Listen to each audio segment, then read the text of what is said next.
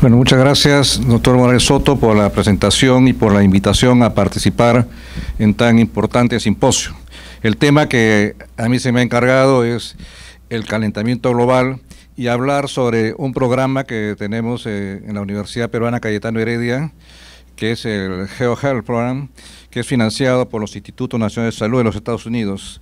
Esperemos que siga siendo financiado porque el presidente de Estados Unidos ya no quiere saber nada con el cambio climático. Bueno, el cambio climático tiene un origen antropogénico, de acuerdo a las mediciones que se han hecho sobre la temperatura. Nosotros podemos ver un calentamiento continuo a través del tiempo, que está sobrepasando en los últimos 60 años más de 1 grado de temperatura, y se espera que en los próximos 100 años puedan subir 2 a 3 grados centígrados adicional.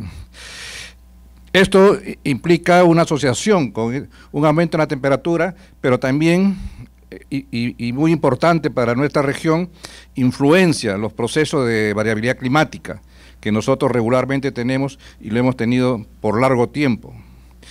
Cada vez se hace más severo y más frecuente estos cambios cíclicos conocidos como el fenómeno del niño y la niña. Igualmente, hay muchas enfermedades que tienen una fluctuación climática. Se sabe también que muchos vectores que antes estaban enfocados en determinados sitios, ahora se han expandido. Ustedes conocen el mosquito Aedes aegypti, ahora lo encuentran en Lima. Recientemente se ha descrito estos casos de Zika en Comas, hay en Chincha, en Ica, y por lo tanto cada vez es mucho más problemático la influencia de estos cambios climáticos sobre la salud. No solamente vamos a vernos afectados en la salud por efectos directos de cambio climático y vectores, también estas fluctuaciones climatológicas van a afectar la disponibilidad de alimentos, y esto puede generar una serie de problemas en las poblaciones humanas. Vamos a ver más adelante, es un ejemplo muy claro de cómo un cambio climático en Perú afectó a una gran población muy apreciada como una gran civilización antigua. ¿Por qué el cambio climático tiene una implicancia en nuestro país? Porque el país es muy vulnerable. Al tener gran biodiversidad, grandes ecosistemas, lo hace bastante vulnerable a los cambios climáticos. Y hay 7 razones de vulnerabilidad: los ecosistemas, la contaminación del aire, las zonas costeras bajas, y a medida que va subiendo el nivel del mar, va afectando, va erosionando estas zonas, zonas expuestas al deterioro forestal, zonas expuestas a inundaciones, sequías y desertificación, actividades económicas altamente sensibles a los cambios del clima y exportación de productos combustibles. Es decir, tenemos muchas razones por las cuales nos hacen a nosotros muy lábil frente a una variabilidad climática. ¿Cuáles son los impactos que tiene? Hay cambios en los patrones de lluvias. Ya ustedes han visto, hemos sufrido, hasta en Lima, nosotros hemos visto las noticias de las inundaciones en el norte, pero ahora nos ha tocado muy cerca, y nos damos cuenta de la problemática que es sentir estas variaciones. Elevación del nivel del mar, ya lo mencionó el doctor Morales Soto, cómo se van disminuyendo los glaciares, y por lo tanto este es un problema muy serio para el país por la cantidad de glaciares que tienen. Y la contribución de la expansión de enfermedades tipo malaria, dengue, chikungunya y Zika. Este es los mapas que nos hablan año a año, mes a mes, cómo va teniendo impacto las variabilidades climáticas en el mundo. Y esto es desarrollado por la Asociación Oceánica y Atmosférica en Estados Unidos, que nos permite nosotros en directo y viéndolo en la página web, poder saber qué está pasando mes a mes o día a día en el mundo. Este es, por ejemplo, anomalías climáticas y eventos en el año 2016. Incendios forestales en Canadá, temperatura más alta, dice, en Alaska, desde el año 25, en que empiezan los registros, el año 2016 se encontró la temperatura más elevada. Igual, en el 2016 fue el segundo año de mayor temperatura en los registros para Estados Unidos. Y así van a ver ustedes una serie de eventos que se van ocurriendo en el mundo. Es decir, que de alguna manera están encadenados. Ustedes pueden ver inundaciones en la costa y pueden haber sequías en el sur.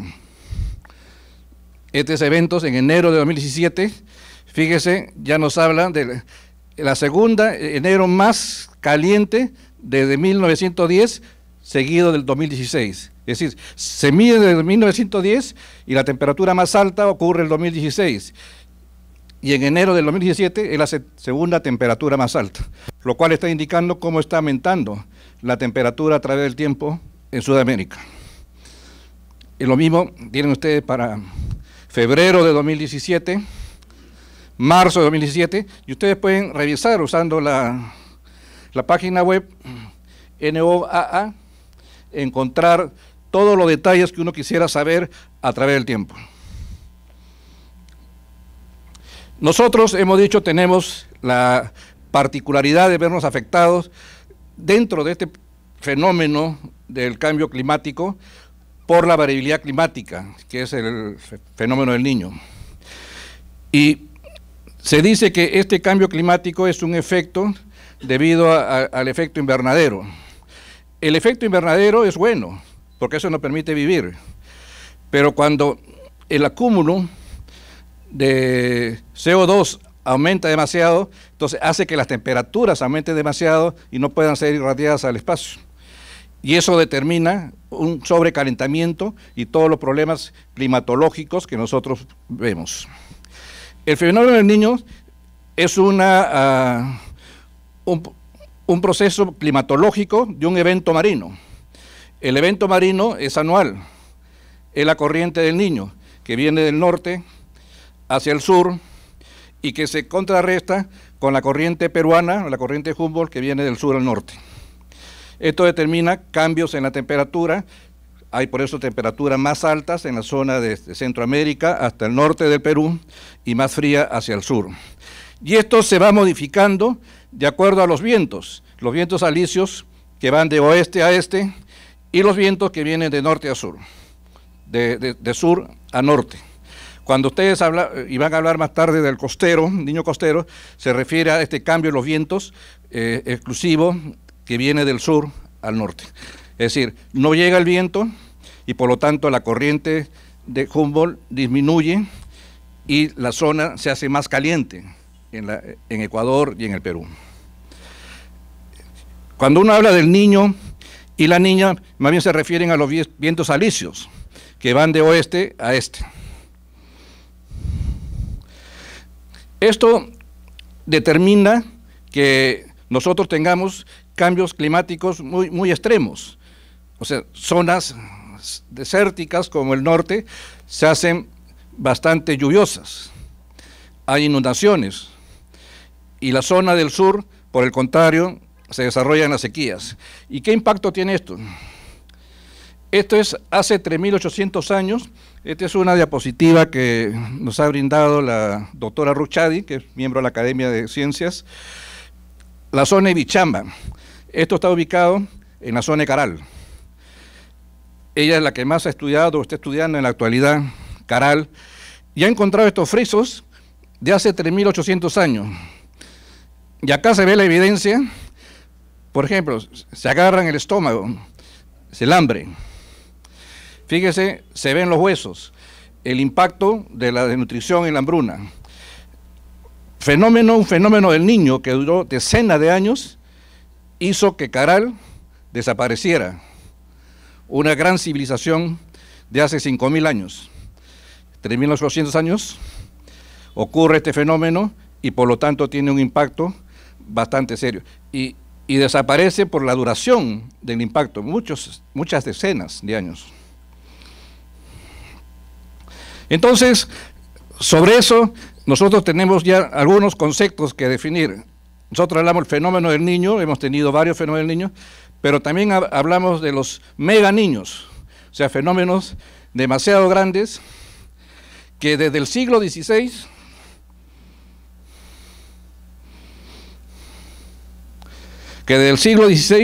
a la actualidad se han presentado cerca de 10 meganiños. ¿Y qué cosa observamos? Que en la actualidad está ocurriendo más frecuentemente. Fíjese, entre el 80 y el 2000 ya han ocurrido 2 niños. Desde 1500 hasta 1980, 8 niños. 400 años, 8 niños. Y en 20 años, 2 grandes niños. La anterior a esta fue en 1925. Entonces, ahora queda por determinar cuánto de esto se asocia al cambio climático antropogénico que se describe para este planeta. Recuerden, este desastre de Caral es también un fenómeno del Niño. Eso no lo podemos asumir como un efecto antropogénico, sino un evento natural. Sin embargo, sí podemos también buscar ciertas asociaciones. A veces es difícil poder determinar la causalidad. Uno de los casos que tuvimos otro emblemático fue el cólera, y se asoció mucho a un niño. Sin embargo, algunos investigadores del Instituto Geofísico del Perú encuentran que mucho del cólera ocurrió antes de las mayores elevaciones de temperatura. Entonces, crea una cierta discrepancia en lo que algunos autores asociaban el aumento de la temperatura y la expansión del cólera en el Perú. El Niño y las diarreas. Durante los años 97 y 98 salieron una serie de publicaciones que indicaban que estaba fuertemente asociado un aumento en el número de diarreas en conjunto con el incremento en las temperaturas asociadas al niño. Esto también ha permitido calcular cuánto es el costo que esto significa, el que ocurran estas enfermedades cuando no ha sido generado un plan de contingencia.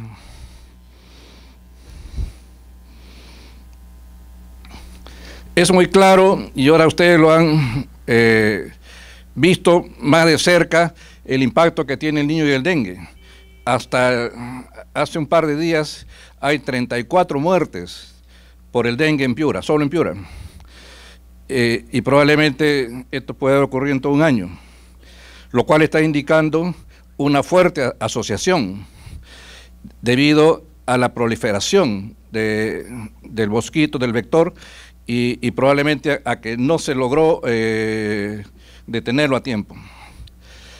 Según la literatura, el año 58, el Aedes aegypti fue erradicado del país y luego reapareció decenas de años después, particularmente en la zona de la selva. Ahora se está expandiendo notablemente. Entonces, sobre el niño podemos concluir que la variabilidad climática que ocurre a través del mundo, porque recuerden que el fenómeno del niño es un fenómeno mundial, se afecta a todo el planeta, desde Australia hasta el Perú y todo Centroamérica y Estados Unidos. En cuanto al cambio climático, no cabe duda, todos los estudios científicos demuestran que hay un impacto antropogénico en la elevación de la temperatura. Mucho de la industria de los combustibles, del cemento, del acero, produce bastantes CO2 o óxido nitroso o metano que contribuye al efecto invernadero y que eleva la temperatura del planeta.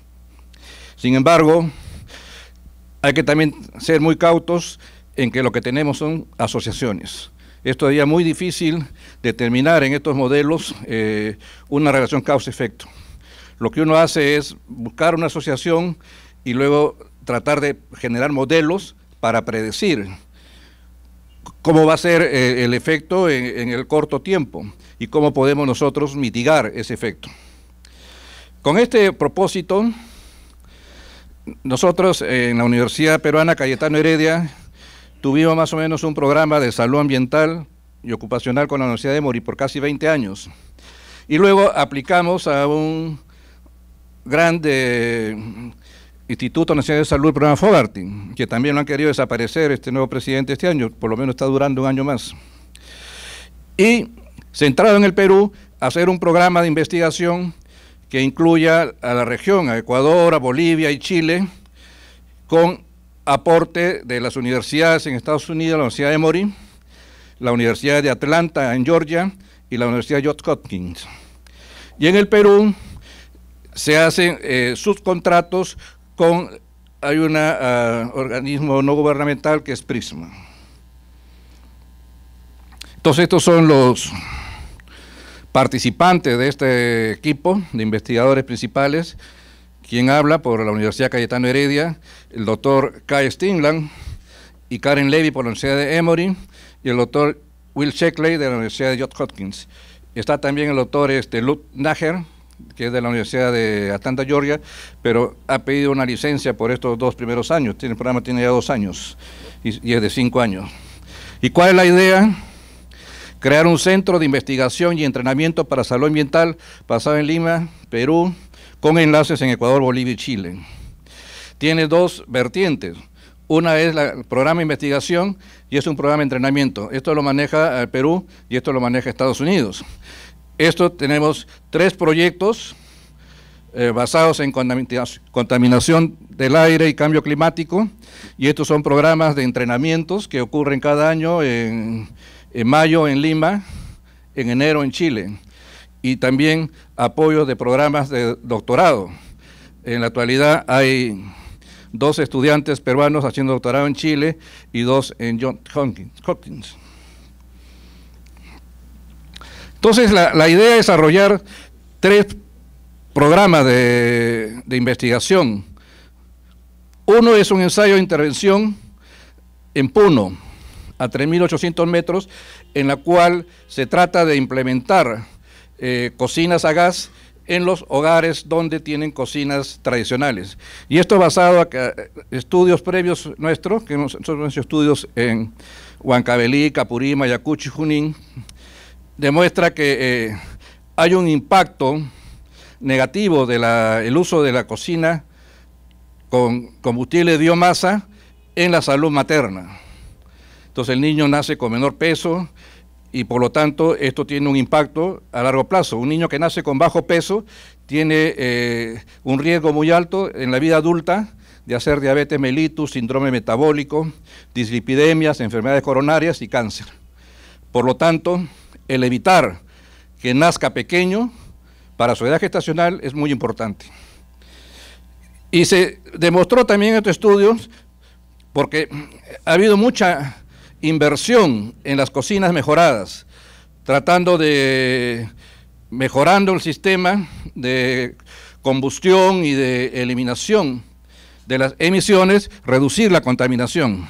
Sin embargo, si bien esto ocurre en el corto plazo, en el largo plazo no revierte. Ya hay estudios en China, por ejemplo, luego de 40 años, que demuestra que si bien ha bajado la emisión de monóxido de carbono, esto es insuficiente para proteger la salud de las personas. Entonces, basado en estos 2 conceptos, es que se decidió hacer un programa de intervención, que se ha iniciado ya el reclutamiento en enero, y justamente ayer nosotros hemos venido de Puno, que hemos estado viendo, piloteando cómo ha ido avanzando este proyecto. Hay un segundo proyecto que está basado en la relación entre la contaminación de aire de exteriores y los ingresos a emergencias en 12 hospitales públicos de Lima. Y este es un estudio donde participa DIGESA, el CENAMI, la Universidad Cayetano Heredia y 12 hospitales públicos a través de un convenio con el Ministerio de Salud. Y un tercer proyecto que es investigar los efectos en salud del cambio climático, particularmente cambio de la temperatura en todo el país, a través distrital, y cómo esto se asocia a la presentación de diarrea en niños. En el primer estudio, la idea es demostrar reducciones significativas y sostenibles en el PM2.5, PM10 y el monóxido de carbono. Comparar cambios longitudinales en marcadores de enfermedades cardiovasculares. Y el otro punto, y tal vez este es el más complicado, la gente tiene patrones culturales y cambiar los patrones culturales es sumamente difícil. Entonces decirle a usted, ya no use su cocina tradicional, porque hasta el sabor a ellos les gusta, por eso cocinan con leña, y nosotros mismos nos dicen, vamos a comer el pollo a la leña, porque tiene un mejor sabor que el pollo común. Entonces, un patrón cultural toma mucho en modificarse, y este es uno de los problemas que vamos a encontrar, es decir, uno le puede a la cocina, le regala el gas, y cuando acabe el proyecto, probablemente vuelvan a su cocina original. Y luego también obtener biomarcadores de exposición de contaminantes en orina y sangre. Ahora, otro problema es la toma de la muestra de sangre. En las poblaciones altoandinas es muy complicado conseguir la muestra de sangre, pero ahora hay sistemas donde uno, en unas placas, uno puede colocar spots de sangre, gotas, y poder medir hasta 100 proteínas en cada una de ellas. Ya no necesita tomar la cantidad de muestras de sangre que antes teníamos que hacer para poder medir más de un compuesto en la sangre. Entonces acá tienen ustedes, ven, la cocina. Esta era inicialmente las cocinas que se iban a entregar, 2 hornillas. Se hizo un estudio piloto y no aceptan 2 hornillas. Aceptan de 3 hornillas, porque tienen la necesidad de calentar agua aparte. Entonces, este es el sistema, una cocina de 3 hornillas y el gas, y se le entrega mensualmente. Así es como cocinan ellos de manera tradicional. Y todo esto es el hollín, que es el efecto de la combustión de la leña, bosta, champa. Entonces, este es un estudio que se realiza en Puno, particularmente en los distritos de Ilave y Yácora, están bastante cercanos a Puno. Esta es la cocina de 3 hornillas y el balón de gas. Entonces tenemos 2 grupos, un grupo que va a ser intervenido, se le va a dar una cocina a gas, y un grupo que va a mantenerse como control y continúa con su cocina tradicional. Son 180 familias y se va a evaluar la función respiratoria y cardiovascular, pico expiratorio máximo, presión arterial, función endotelial. Este trabajo lo está dirigiendo un neumólogo que es William Sheckley, que trabaja en Johns Hopkins, y a través de una asociación con Prisma y con su propia universidad. Acá, esta es una foto de la cocina, ya son parte del estudio, con 3 hornillas en Puno. Esta es la cocina tradicional, y fíjese, la combustión imperfecta y por lo tanto el hollín, que igual como está en las paredes, va a estar dentro del organismo. Por lo general, las personas que van a recibir la cocina a gas mantienen su cocina tradicional, o sea, no la desean desechar. Entonces, para eso hay un dispositivo que uno coloca cercano a la cocina que nos mide la temperatura de la cocina. Entonces, yo puedo ver si donde está la cocina a gas ha sido prendida, se ha prendido, luego no se ha usado, se ha prendido, no se ha usado.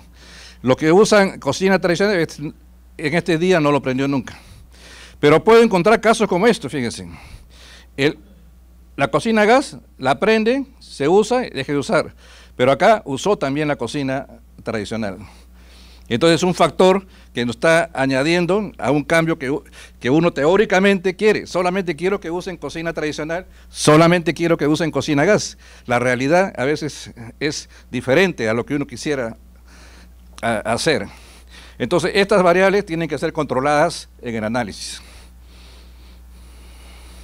Este es un estudio que hicimos en Huancavelica y Junín, para que vean, ya las casas rurales pueden tener cocina a gas, pueden usar ambas, combustible de gas o combustible de biomasa, o pueden usar solamente combustible de biomasa. Y ustedes pueden ver el odds ratio. por el uso de cada uno es usar solamente biomasa, eleva 4.5 el riesgo de tener una madre con un hijo pequeño para su edad gestacional. Es decir, si usara gas, tengo un valor de 1, si usara gas y biomasa indistintamente, casi sube a 1.86, pero si solamente uso biomasa, fíjese el riesgo es 4.5 veces más alto. La segunda es analizar la relación existente entre los monitores que tiene DIGESA y CENAMI día a día, año tras año, durante 10 años, para ver los contaminantes del aire, PM2.5, PM10 y otros contaminantes, ozono, NO2, de tal manera de que yo pueda asociar picos de estos contaminantes con un mayor número de ingresos a las emergencias por enfermedades cardiorrespiratorias. Entonces, dentro de esta evaluación, encontramos que hay temporadas, principalmente con DIGESA, que yo no tengo mediciones diarias. A veces la toman una vez por semana, a veces una vez por mes, y no podemos tener un estudio de serie de tiempo. Entonces, ahora hay una nueva tecnología, que es usar los satélites. Los satélites nos permiten determinar aerosoles, que yo puedo hacer una ecuación de regresión y decir si tengo tanta cantidad de aerosoles controlados por temperatura, presión parcial, etcétera, una serie de variables, puedo determinar cuánto me equivale esa cantidad de aerosol en PM2.5. Y de esa manera yo puedo tener mediciones de PM2.5 para todos los días, para todos los años. Y eso es lo que se está tratando de hacer en Lima, que tiene la misma dificultad que en Lima es nublado. Y ese es un punto también que juega en contra cuando uno quiere usar estos modelos. El anteaño pasado, hicimos un congreso de reproducción humana y un representante de la OMS presentó un trabajo muy interesante sobre usando la medición espacial de PM2.5 en el mundo. Encontró que a mayor PM2.5 en un país X, mayor la tasa de pequeños para edad gestacional. Es decir, encontró una asociación muy fuerte entre la contaminación de exteriores y un problema en salud reproductiva, que es el niño que nace pequeño para su edad gestacional. Acá pueden ver ustedes la contaminación. Ya hace unos 3 años salió en un boletín de la OMS en Lima, la ciudad más contaminada de América Latina. Entonces, uno de los objetivos es tratar de responder a eso. ¿Es Lima de verdad la ciudad más contaminada? Porque, como le digo, cuando toman las mediciones, depende de dónde lo tomen. Hay zonas de mayor contaminación, hay zonas de menor. Se ha hecho un consolidado de todas ellas, se ha tomado solo un punto, ese punto es el que significa que es un desastre todo Lima. Entonces, esa es una de las preguntas que va a tener que responder esta investigación. Entonces, fíjese cómo ha ido variando a través de los años la concentración de PM2.5 en Lima. Aumento y disminución posterior. Este es el límite de la normalidad. Fíjese, estamos por encima. Entonces, la pregunta es, ¿esto es realmente real? ¿Estamos realmente viviendo en un medio contaminado toda la población de Lima? Acá lo que se ha hecho con los datos que se han obtenido, fíjese acá hay vacíos, es en una zona como la avenida Bancay, donde han habido normas de reestructuración del tráfico vehicular, reducción de los vehículos públicos. Fíjese cómo cuando hay unas normas adecuadas, cómo va disminuyendo el PM2.5 en la zona. Y esto es comparado a una zona donde no ha habido este cambio y se mantiene igual a través del tiempo. Es decir, que es posible lograr controlar si se dan normas adecuadas que permitan mejorar la calidad del aire. La tercera propuesta es tratar de determinar la asociación en los cambios de temperatura con las presencias de diarreas. Ya esto hay que poner variables que intervienen en ellas. Por ejemplo, el año pasado se anunció un fenómeno del Niño. Entonces se hizo una serie de inversiones que no se han hecho en otros años. No hubo el fenómeno del Niño. Pero la pregunta es, cuando hay estos tipos de eventos que se aproximan, y si yo hago una intervención, yo tengo que controlar esa variable para saber si esa intervención tuvo efecto en reducir, por ejemplo, las tasas de diarrea con respecto a otra época, donde también hubo la misma temperatura elevada, pero no hubo esa contingencia. Y eso nos permite decir, que generar un modelo que nos pueda indicar que si yo hago tal o cual cosa para este fenómeno, yo puedo evitar o reducir bastante los problemas en salud que se puede generar por el evento.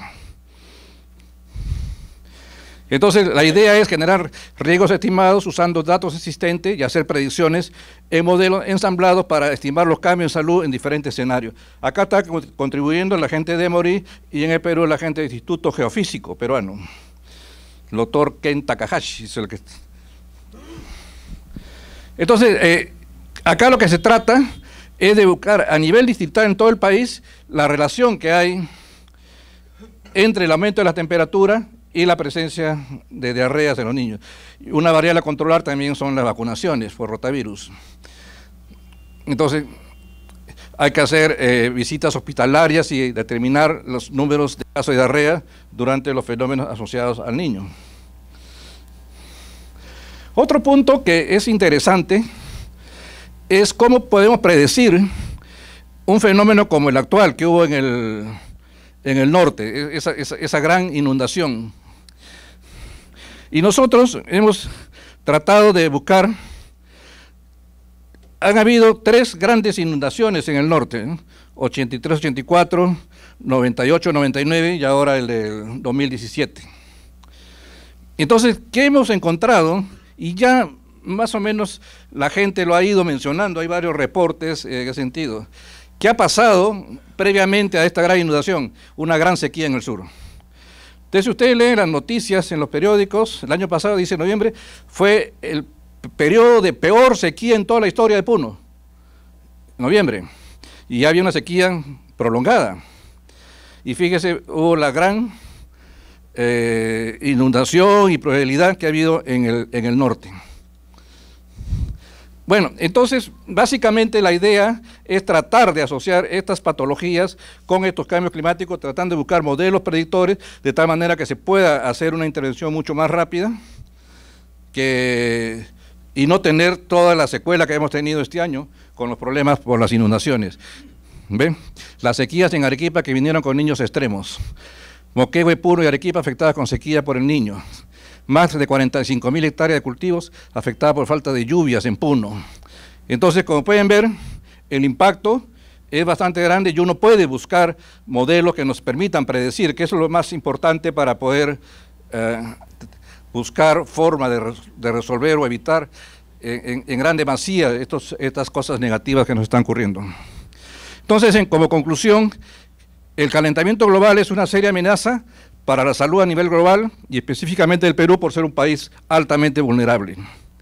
Es factible realizar intervenciones que controlen y minimicen la consecuencia del cambio climático sobre enfermedades transmitidas por vectores, el agua y enfermedades cardiorrespiratorias. Es necesario, desde el ámbito académico y científico, desarrollar investigación que aborde los fenómenos y cómo estos afectan a las poblaciones. Estos van a generar otras investigaciones y nos van a dar algunas pautas de salidas de cómo poder actuar frente a estos fenómenos. Para lograr que la investigación tenga impacto, ellas deben repercutir en las políticas públicas. Por eso se hace necesario que las investigaciones sean integradas y no solo enfocadas a la detección del problema. Muchas gracias.